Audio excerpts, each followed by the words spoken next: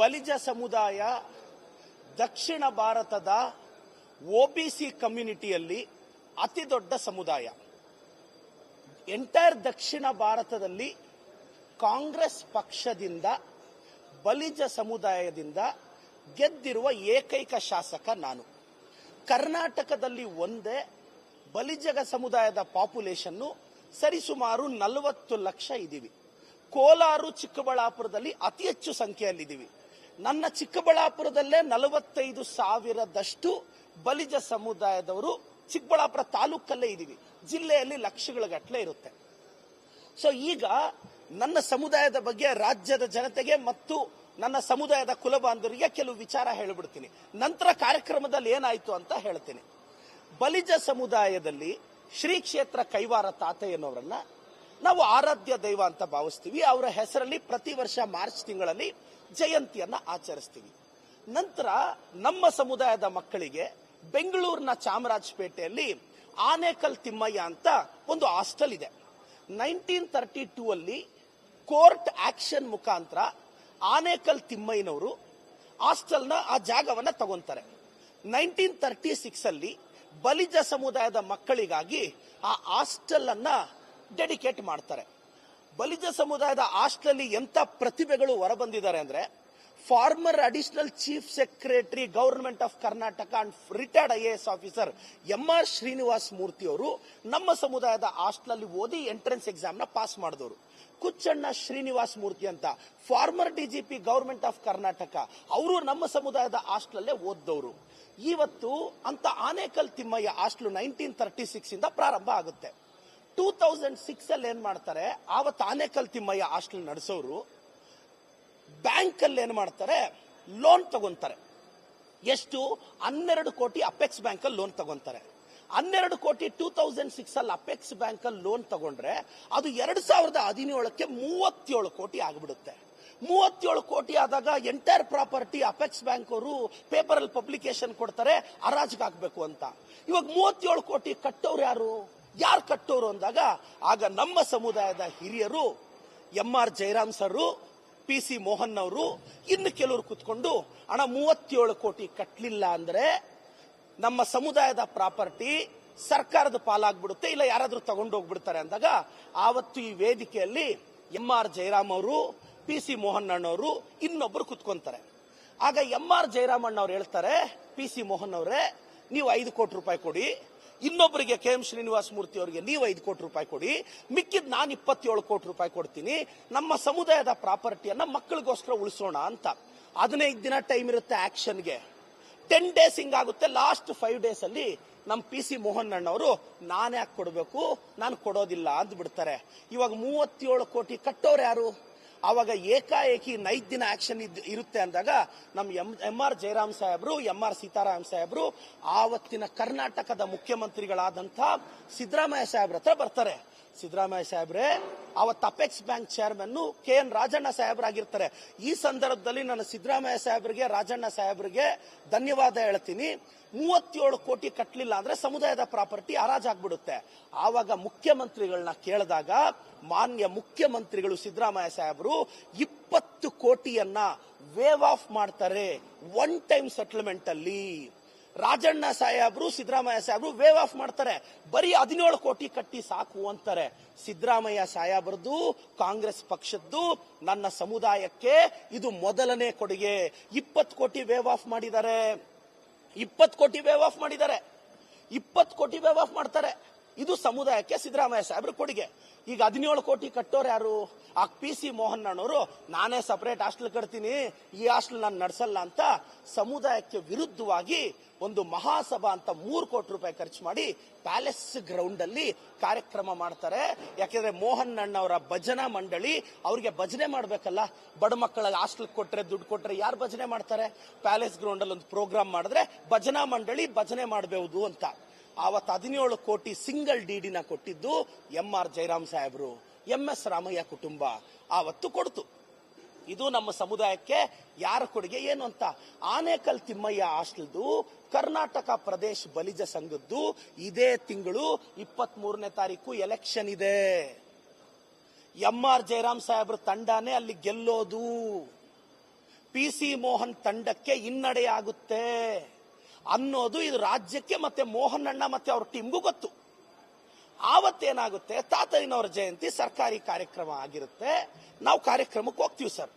ಹೋದಾಗ ನಮ್ಮ ಕಾಂಗ್ರೆಸ್ ಪಕ್ಷದ MLC ಆದಂತ MRM ಸೀತಾರಾಮ್ ಸಾಹೇಬ್ರು ಮೊದಲೇ ತಾತಯ್ಯನವರಿಗೆ ಪುಷ್ಪ ಅರ್ಚನೆ ಮಾಡಿ ಸ್ಪೀಚ್ ಮಾಡೋರು ಇನ್ನೂ ಇಳಿದು ಬರ್ತಾ ಇರಬೇಕಾದ್ರೆ ಅವತ್ತು ಕಾರ್ಯಕ್ರಮದಲ್ಲಿ ಯಾರು ಡಿಸ್ಟರ್ಬೆನ್ಸ್ ಕ್ರಿಯೇಟ್ ಮಾಡ್ದ ಆ ವ್ಯಕ್ತಿ ಅಂದ್ರೆ PC ಮೋಹನ್ ಅಣ್ಣವ್ರ ಜೊತೆ ಕಳೆದ 10 ವರ್ಷದಿಂದ ಬಲಗೈ ಬಂಟನಾಗಿದ್ದಾನೆ. ಆ ವ್ಯಕ್ತಿ ಸೀತಾರಾಮ್ ಸಾಹೇಬ್ರಿಂಗ್ ಹೋಗ್ತಾ ಇರ್ಬೇಕಾದ್ರೇನೆ ಮೈಕಲ್ ಬಂದು ಬಲಿಜ ಸಮುದಾಯಕ್ಕೆ ಕೊಡುಗೆ ಕೊಟ್ಟಿರೋದು ಬಿಜೆಪಿ, PC ಮೋಹನ್ ಅವರು ಅಂತ ಜೋರಾಗಿ ಮಾತಾಡಕ್ ಸ್ಟಾರ್ಟ್ ಮಾಡ್ತಾನೆ. ಆಗ Kannada culture development joint director sir ರಾಜಕಾರಣ ಮಾತಾಡ್ಬಿಡಿ ಇಳಿದೋಗಿ ಅಂತ ಆ ವ್ಯಕ್ತಿನ ಸೆಕೆಂಡ್ ರೋಲ್ ಕೂರಿಸ್ತಾರೆ. ಕಾರ್ಯಕ್ರಮ ಸ್ಟಾರ್ಟ್ ಆಗಿದ್ದು ಹಿಂಗೆ. ಒಬ್ಬ ಹಿರಿಯ MS ರಾಮಯ್ಯ ಕುಟುಂಬದ ಕುಡಿ ಇಳಿದು ಹೋಗ್ತಾ ಇರಬೇಕಾದ್ರೆ ಇವರು ಬಿಜೆಪಿ ಮತ್ತೆ PC ಮೋಹನ್ ಅಣ್ಣ ಗುಣಗಾನ ಮಾಡಿದ್ರು. ಅಲ್ಲೇ ನಾನು ಆಯೋಜಕರಿಗೆ ಹೇಳಿದೆ, ನೋಡಿ ಇದು ಸರ್ಕಾರಿ ಕಾರ್ಯಕ್ರಮ, ನಿಮ್ಮ ಭಜನೆಯ ಕಾರ್ಯಕ್ರಮ ಅಲ್ಲ. ನಿಮ್ಮ ಭಜನಾ ಮಂಡಳಿ ಏನ್ ಇಟ್ಕೊಂಡಿದ್ರು ಬೇರೆ ಕಡೆ ಭಜನೆ ಮಾಡ್ಕೊಳ್ಳಿ, ಬೇಕಾದ್ರೆ ನಾವು ಬಂದು ಹೋಗ್ತೀವಿ ನಿಮ್ ಭಜನೆ ಕೇಳೋದಿಕ್ಕೆ ಅಂತೀನಿ. ಅದಾದ್ಮೇಲೆ ವೇಣುಗೋಪಾಲ್ ಅನ್ನೋರು ಬಾಲ್ಡ್ವಿನ್ ವಿದ್ಯಾಸಂಸ್ಥೆಯ ಮುಖ್ಯಸ್ಥರು ಭಾಷಣ ಮಾಡಕ್ ಸ್ಟಾರ್ಟ್ ಮಾಡ್ತಾರೆ. 12 ನಿಮಿಷ ಭಾಷಣದಲ್ಲಿ ಯಡಿಯೂರಪ್ಪನವರು ಆ ಅವತಾರನಂತೆ, ಬೊಮ್ಮಾಯಿಯವರು ಈ ಅವತಾರನಂತೆ. ನಾನು ಆ ಪದ ಯಾವ ಅವತಾರ ಅಂತ ಆ ಪದ ಬಳಸಲ್ಲ, ಯಾಕೆಂದ್ರೆ ನಾನು ಕಂಪೇರ್ ಮಾಡಕ್ ರೆಡಿ ಇಲ್ಲ. ಆ ಅವತಾರ ಈ ಅವತಾರ ಅಂತಾರೆ. ಕೈವಾರ ತಾತನೆಯವ್ರ ಬಗ್ಗೆ ಮ್ಯಾಟ್ರೇ ಇಲ್ಲ, ಬರೀ ಬಿಜೆಪಿ ಗುಣಗಾನ ಮಾತಾಡ್ತವ್ರು ಕಾಂಗ್ರೆಸ್ ಪಾರ್ಟಿ ಏನೂ ಮಾಡಿಲ್ಲ ಅನ್ನೋ ತರ ಮಾತಾಡ್ತಾರೆ. ಆದ್ರೂ ಸುಮ್ಮನೆ ಇದ್ದೆ. ಸಮುದಾಯದ ಕಾರ್ಯಕ್ರಮ, ಸಮುದಾಯದವ್ರು ಗೌರವ ಕೊಟ್ಟು ನಾನ್ ಸ್ಪೀಚ್ ಮಾಡಕ್ ಎದ್ದೇಳ್ತೀನಿ. ನಂದೊಂದು 7-8 ನಿಮಿಷ ಸ್ಪೀಚ್ ನೋಡಿ, ನಮ್ಮ ಸಮುದಾಯದ ಮಕ್ಕಳಿಗೆ ನಾನು 2A ತರ್ತೀನಿ. ನಾನು ಇವತ್ತು ನಮ್ಮ ಸಮುದಾಯದ ಮಕ್ಕಳಿಗೆ, ಸಮುದಾಯದವ್ರಿಗೆ ಹೇಳ್ತೀನಿ, ಅಣ್ಣ ನನ್ನ ಮೇಲೆ ನಂಬಿಕೆ ಇಡಿ, 2A ನಾನು ತರ್ತೀನಿ ಸಮುದಾಯಕ್ಕೆ. ಸಿದ್ದರಾಮಯ್ಯ ಸಾಹೇಬ್ರನ್ನ ಇವತ್ತವರೆಗೂ ನಾನೊಂದು 10 ಸಲ ಭೇಟಿ ಮಾಡಿರ್ತೀನಿ. ಬ್ಯಾಕ್ವರ್ಡ್ ಕಮಿಷನ್ ಮೀಟಿಂಗ್ ಅಲ್ಲಿ ಸಾಹೇಬ್ರಿಗೆ ಹೇಳಿದ್ದೀನಿ, ಸರ್ ನಮ್ಮ ಭವಿಷ್ಯದ ಪ್ರಶ್ನೆ ಸರ್, ನಮ್ಮ ಮಕ್ಕಳಿಗೆ 2A ಬೇಕು ಅಂದ್ರೆ ಸಾಹೇಬ್ರು ಸಕಾರಾತ್ಮಕವಾಗಿದ್ದಾರೆ. ಎಲ್ಲರೂ ಸಹಕಾರ ತಗೊಂಡು 2A ನಾನು ತರ್ತೀನಿ, ಅದು ನನ್ನಿಂದನೇ ಸಾಧ್ಯ, ನನ್ನ ಸಮುದಾಯದ ಮಕ್ಕಳಿಗೆ ತರ್ತೀನಿ. ನಾನು ಈ ಮಾತಾಡಿದೆ, 2A ನಾನು ತರ್ತೀನಿ ಅಂದಿದ ತಕ್ಷಣ ಪಾಪ PC ಮೋಹನ್ ಅಣ್ಣ ಬಲಗೈ ಬಂಟನಿಗೆ ಅದೇನಾಯ್ತೋ ಏನೋ ನನಗೆ ಒಳ್ಳೆ ಹೆಸರು ಬಂದ್ಬಿಡುತ್ತೆ, 2A ತಂದುಬಿಟ್ರೆ ಅಂತ ಎದ್ದು ನಿಂತ್ಕೊಂಡು ಏನೇನೋ ಮಾತಾಡಕ್ ಸ್ಟಾರ್ಟ್ ಆದ. ಬ್ಯಾಂಕ್ ಚುನಾವಣೆ, ಬ್ಯಾಂಕ್ ಎಲೆಕ್ಷನ್, 23ನೇ ತಾರೀಕು ಚುನಾವಣೆ ನಡೀಬಾರ್ದು ಅಂತ ಕೋರ್ಟ್ ಸ್ಟೇಗೆ ಹೋಗಿರೋದೇ PC ಮೋಹನ್ ಅಣ್ಣವ್ರ ಬಣ. ನಾನು ಕನಿಷ್ಠ ಒಂದು 20 ಸಲ ಸರ್ ಕುತ್ಕೊಳ್ಳಿ ಅಣ್ಣ ಕಮ್ಯುನಿಟಿ ಪ್ರೋಗ್ರಾಮು, ಅಣ್ಣ ಕುತ್ಕೊಳ್ಳಿ ಅಣ್ಣ ಕಮ್ಯುನಿಟಿ ಪ್ರೋಗ್ರಾಮು, ಅಣ್ಣ ಕುತ್ಕೊಳ್ಳಿ ಅಣ್ಣ ಕಮ್ಯುನಿಟಿ ಪ್ರೋಗ್ರಾಮ್ ಅಂದ್ರೆ ನನ್ನನ್ನು ಮಾತಾಡಕ್ ಬಿಡಬಾರ್ದು ಅಂತ ಡಿಸ್ಟರ್ಬೆನ್ಸ್ ಕ್ರಿಯೇಟ್ ಮಾಡಿದ್ರು. ನಾನೊಂದು ಪದ ಅಂದೆ, ನಿಮ್ಮಪ್ಪಂದಲ್ಲ ಸರ್ಕಾರ ಕುತ್ಕೋ, ಇದು ಸಿದ್ದರಾಮಯ್ಯನ ಸರ್ಕಾರ ಅಂತ. ಈ ಸ್ಟೇಟ್ಮೆಂಟ್ ಮೇಲೆ ನಾನು ಮತ್ತೆ ನಿಲ್ತಿದ್ದೀನಿ. ಸಿದ್ದರಾಮಯ್ಯನವ್ರ ಸರ್ಕಾರ ಕರೆಕ್ಟ್. ನಿಮ್ಮಪ್ಪಂದು ಅನ್ನೋ ಪದ ಅನ್ಪಾರ್ಲಿಮೆಂಟ್ರಿ ಅಲ್ಲ. ನಿಮ್ಮಪ್ಪಂದು ಅನ್ನೋ ಪದ ಕಾಯಿನ್ ಮಾಡಿದ್ದೇ ಬಿಜೆಪಿಯವರು. ಅದರ ಸೃಷ್ಟಿಕರ್ತರು CT ರವಿ ಅವರು, ಯತ್ನಾಳ್ ಅವರು, ಅಶೋಕ್ ಅವರು, ವಿಜೇಂದ್ರ ಅವರು. ನಿಮ್ಮಪ್ಪಂದ ಅನ್ನೋ ಪದನ ಇದೇ ಅಸೆಂಬ್ಲಿಯಲ್ಲಿ 100 ಬಾರಿ ಬಿಜೆಪಿಯವರು ಸೃಷ್ಟಿ ಮಾಡಿ ಈ ಸಮಾಜಕ್ಕೆ ಕೊಡುಗೆಯಾಗಿ ಕೊಟ್ಟಿದ್ದಾರೆ. ಪ್ರಹ್ಲಾದ್ ಜೋಶಿ ಸಾಹೇಬ್ರು ಹೇಳ್ತಾರೆ, ಸಭ್ಯತೆಯ ಪಾಠ ಸಭ್ಯತೆ ಅಲ್ಲ ಅಂತ.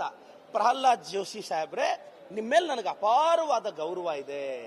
ಫಸ್ಟ್ ನೀವು ನನಗೆ ಸಭ್ಯತೆಯ ಪಾಠ ಹೇಳಿಕೊಡುವ ಮುನ್ನ ನಿಮ್ಮದೇ ಪಕ್ಷದ CT ರವಿ ಅವ್ರಿಗೆ, ಯತ್ನಾಳ್ ಅವ್ರಿಗೆ, R ಅಶೋಕ್ ಅವ್ರಿಗೆ, ವಿಜೇಂದ್ರ ಅವ್ರಿಗೆ ಸಭ್ಯತೆ ಕಲಿಸ್ಕೊಡಿ ಸಾರ್. ಅವರು ಸಭ್ಯತೆ ಕಲಿತ ಮೇಲೆ ನೀವು ನನಗೆ ಹೇಳಿ, ಪ್ರದೀಪು ನೋಡಪ್ಪ ನಮ್ಮ ಪಾರ್ಟಿಯವರಿಗೆ ಸಭ್ಯತೆ ಹೇಳ್ಕೊಟ್ಟಿದ್ದೀನಿ, ನೀನು ಕಲೀರಿ ಅಂತ ಹೇಳಿ ಸರ್. ನಾನು ಸಭ್ಯತೆ ಕಲಿತೀನಿ, ನೀವು ಹಿರಿಯ ರಾಜಕಾರಣಿಗಳು. ಪ್ರಹ್ಲಾದ್ ಜೋಶಿ ಸಾಹೇಬ್ರೆ, ಸಭ್ಯ ರಾಜಕಾರಣಿ ಅಂದ್ರೆ ಏನು ಅಂತ ನಾನು ಗೂಗಲ್ ಮಾಡಿ ನೋಡಿದೆ. ನೀವು ಸಭ್ಯತೆ ಬಗ್ಗೆ ಮಾತಾಡಿದ್ರಲ್ಲ, ಯಾಕೆಂದ್ರೆ ಹಿರಿಯರು ಒಂದು ಪದ ಬಳಸಿದ್ರೆ ಗೂಗಲ್ ಸರ್ಚ್ ಮಾಡಿ ನಾನು ಕೆಲವು ನಿಘಂಟುಗಳನ್ನ ತಗೊಂಡು ನೋಡಿದೆ. ಸಭ್ಯತೆ ಅಂದರೆ ಜನಕ್ಕೆ ಮಾಡಿದ ಒಳ್ಳೆಯದನ್ನ ಜನರ ಮುಂದೆ ಹೇಳಬೇಕು. ನಾನು ಪ್ರಹ್ಲಾದ್ ಜೋಶಿ ಸಾಹೇಬ್ರನ್ನ, PC ಮೋಹನ್ ಅಣ್ಣನ್ನ, ಕರ್ನಾಟಕದ ಅಷ್ಟೂ ಬಿಜೆಪಿ ಸಂಸದರನ್ನ ಸಭ್ಯತೆಯೇ ಅಂತ ಹೇಳಿಕೊಳ್ಳುವವರನ್ನ, ಸರ್ ನೀವು ಜನಕ್ಕೆ ಏನ್ ಮಾಡಿದ್ದೀರಾ ಅನ್ನೋ ರಿಪೋರ್ಟ್ ಕಾರ್ಡ್ ಅನ್ನ ಜನರ ಮುಂದೆ ಇಡಿ ಅಂತ ವಿನಂತಿಸ್ತೀನಿ. ಕರ್ನಾಟಕ ಬಿಜೆಪಿ ಅವರು ಹೇಳಿದ್ದಾರೆ ನಾನು ಆಕ್ಸಿಡೆಂಟಲ್ MLA ಅಂತ. ಓಕೆ, ಬಿಜೆಪಿಯವರು ನೀವೇನು ಕರೆದಿದ್ದೀರಾ ನೋಡ್ರಪ್ಪ, ಮತ್ತೆ ಎಲ್ಲ ಬಿಜೆಪಿ ಫಾಲೋಯರ್ಸು ಬಿಜೆಪಿ ಪೇಡ್ ಆರ್ಟಿಸ್ಟ್ಗಳು, ಬಿಜೆಪಿ ಗಾನಾ ಬಜಾನಾ ಟೀಮ್ ಸದಸ್ಯರು ಎಲ್ರಿಗೂ ನಾನು ರಿಕ್ವೆಸ್ಟ್ ಮಾಡೋದೇನು ಅಂದ್ರೆ, ಈಗ ನಿಮ್ಮ ಸಂಸದರು ಆಯ್ಕೆ ಆಗಿದಾರಲ್ಲ, ಪ್ರಹ್ಲಾದ್ ಜೋಶಿ ಸಾಹೇಬ್ರು, ಮೋಹನ್ ಅಣ್ಣ ಎಲ್ಲರೂ ಇದಾರಲ್ಲ, ಅವ್ರೆಲ್ಲರೂ ಏನ್ ಕೆಲಸ ಮಾಡಿದರೋ ಅದನ್ನ ಮಾಧ್ಯಮದ ಮುಂದೆ ಆನ್ ಪೇಪರ್ ಇಡಕ್ ಕೇಳಿ. ನಾನು ಕರ್ನಾಟಕದ ಎಲ್ಲಾ ಬಿಜೆಪಿ ಸಂಸದರಿಗೆ ಸವಾಲಾಗ್ತಿದ್ದೀನಿ. ಕಳೆದ 1.5 ವರ್ಷದಲ್ಲಿ ಚಿಕ್ಕಬಳ್ಳಾಪುರದ ಶಾಸಕನಾದ ನಾನು ಜನಕ್ಕೆ ಏನ್ ಒಳ್ಳೇದು ಮಾಡಿದ್ದೀನಿ ಅಂತ ಅತಿ ಶೀಘ್ರದಲ್ಲೇ, ಈಗ ನಾನು 4-5 ದಿನ ಅವ್ರಿಗೆ ಟೈಮ್ ಕೊಡಬೇಕಾಗುತ್ತೆ. ಪ್ರಹ್ಲಾದ್ ಜೋಶಿ ಸಾಹೇಬ್ರಿಗೆ, ಮೋಹನ್ ಅಣ್ಣನ್ಗೆ, ಅವರು ಡೆಲ್ಲಿಯಿಂದ ಬಂದು ನನ್ನ ಮೇಲೆ ಡೆಲ್ಲಿಗೆ ಹೋಗಿ ದೂರ ಹೇಳಿ, ಅವರೊಂದು ಮೀಟಿಂಗ್ ಮಾಡಿ, ಬಿಜೆಪಿ ಪೇಡ್ ಆರ್ಟಿಸ್ಟ್ಗಳಿಗೆ ಸ್ವಲ್ಪ ಪುಷ್ ಮಾಡಿ, ಇದಕ್ಕೆಲ್ಲ ಟೈಮ್ ಬೇಕು. ಸೊ ಮುಂದಿನ ವಾರ ನಾನು ನನ್ನ ರಿಪೋರ್ಟ್ ಕಾರ್ಡ್ ಅನ್ನ ಮಾಧ್ಯಮದ ಮುಂದೆ ಆನ್ ಪೇಪರ್ ನಾನು ಏನ್ ಮಾಡಿದ್ದೀನಿ ಅಂತ ಮಾಧ್ಯಮದ ಮುಂದೆ ನನ್ನ ರಿಪೋರ್ಟ್ ಕಾರ್ಡ್ ಅನ್ನ ಪಬ್ಲಿಷ್ ಮಾಡೋ ತಾಕತ್ತು, ಗಟ್ಸು ನನಗಿದೆ. ನೀವೇನು ಜನಕ್ಕೆ ಒಳ್ಳೇದು ಮಾಡಿದ್ದೀರಾ ಅಂತ ಪಬ್ಲಿಷ್ ಮಾಡೋ ಗಟ್ಸು, ತಾಕತ್ತು ಕರ್ನಾಟಕದ ಬಿಜೆಪಿ ಅವ್ರಿಗಿದೆಯಾ? ಇದ್ರೆ ಹೇಳಿ. ಬಿಜೆಪಿ ಪೇಡ್ ಆರ್ಟಿಸ್ಟ್ಗಳಿಗೆ, ಬಿಜೆಪಿ ಗಾನ ಭಜಾನ ಮಂಡಳಿಯ ಸದಸ್ಯರಿಗೆ ನಾನು ಹೇಳ್ತಾ ಇದ್ದೀನಿ, ನಿಮ್ಮ ಸಂಸದರು ಅದೇನ್ ಮಾಡಿದಾರೋ ಜನರ ಮುಂದೆ ಇಡಕ್ಕೆ ಹೇಳ್ರಪ್ಪ. ನಾನು ಮುಂದಿನ ವಾರ ನನ್ನ ರಿಪೋರ್ಟ್ ಕಾರ್ಡ್ ಜನರ ಮುಂದೆ ಇಡ್ತಿದ್ದೀನಿ. ಪ್ರಹ್ಲಾದ್ ಜೋಶಿ ಸರ್, ನೀವು ತುಂಬಾ ಸಭ್ಯತೆಯ ರಾಜಕಾರಣಿ, ನಿಮ್ಮ ರಿಪೋರ್ಟ್ ಕಾರ್ಡ್ ಅನ್ನ ನಾನು ಬಯಸ್ತಿದ್ದೇನೆ. PC ಮೋಹನಣ್ಣ, ನಿಮ್ಮ ರಿಪೋರ್ಟ್ ಕಾರ್ಡ್ ಅನ್ನು ನಾನು ಬಯಸ್ತಿದ್ದೇನೆ. ಪ್ಲೀಸ್ ಸರ್, ನೋಡಿ, ಜನತೆ ಜಡ್ಜ್ ಮಾಡಿ. ಅವ್ರು ಒಳ್ಳೇದು ಮಾಡಿದ್ದಿದ್ರೆ ಜನರ ಮುಂದೆ ಹೇಳಿ, ಇಲ್ಲ ಖಾಲಿ ಇದ್ರು ಖಾಲಿ ಪೇಪರ್ ತಗೊಂಡ್ಬಂದೆ ಕೊಡಿ ಮೀಡಿಯಾದವ್ರಿಗೆ, ಈಗಪ್ಪ ಏನೂ ಮಾಡಿಲ್ಲ ಅಂತ. ನಾನೇನು ಮಾಡಿದ್ದೀನಿ ಅಂತ ಸಾವಿರಾರು ಪುಟಗಳ ಆನ್ ಪೇಪರ್ ಫ್ಯಾಕ್ಟ್ಸ್ ನ ಕರ್ನಾಟಕದ ಮುಂದೆ ಇಡ್ತೀನಿ. ನನಗೆ ಗಟ್ಸ್ ಇದೆ, ನಾನು ಜನಕ್ಕೆ ಏನು ಒಳ್ಳೇದು ಮಾಡಿದ್ದೀನಿ ಅಂತ ಹೇಳೋ guts. Whether the Karnataka BJP has the same guts to tell in front of the people what have done to the people of Karnataka. ಇಷ್ಟು ಕಥೆಯ ಸಾರಾಂಶ.